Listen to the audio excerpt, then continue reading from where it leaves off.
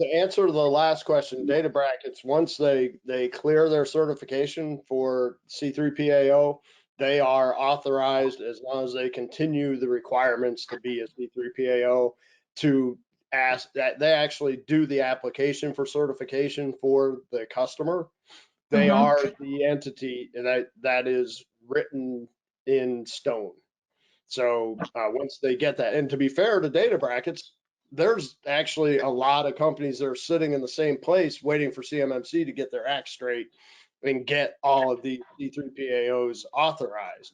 And that data brackets is really kind of ahead of the game in where they started, and will become a C3PAO. To do that certification, where it's required is level 2. And we don't know yet, but I'm guessing it's going to be munitions list, aerospace, and nuclear. If you're dealing in that supply chain, you're most likely going to have to have the C3PAO come in.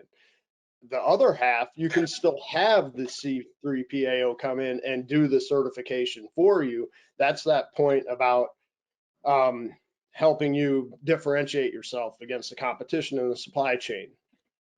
Who decides on, and then actually we don't know yet on level 1 if you can. I said it, I think that you still can.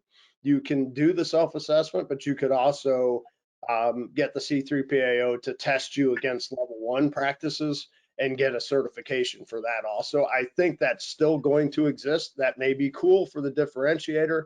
That scoping of the engagement with the C3PAO will be dependent on what I talk to data brackets and how we scope it. Now, here's the thing.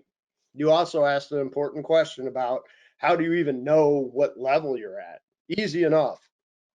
When we are engaged, we're going to do an analysis through interviews. Based on the risk in those interviews that we identify, we may employ specific tools to help us identify CUI that might be in the environment. But generally, we, as the RPO, are responsible for helping the organization scope the CUI environment and help them figure out how they can control it. A lot of times, they don't need CUI, or they don't need all of the information that they have. And we can assist them in actually cleaning up the environment and narrowing it in scope so that it's more manageable for this control set.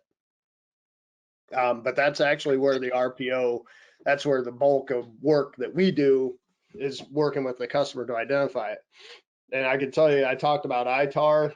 That's where we'll find other things. We had a customer, we came in, they laid out they have all these designs for a specific system that they're supplying, and all of it was CUI.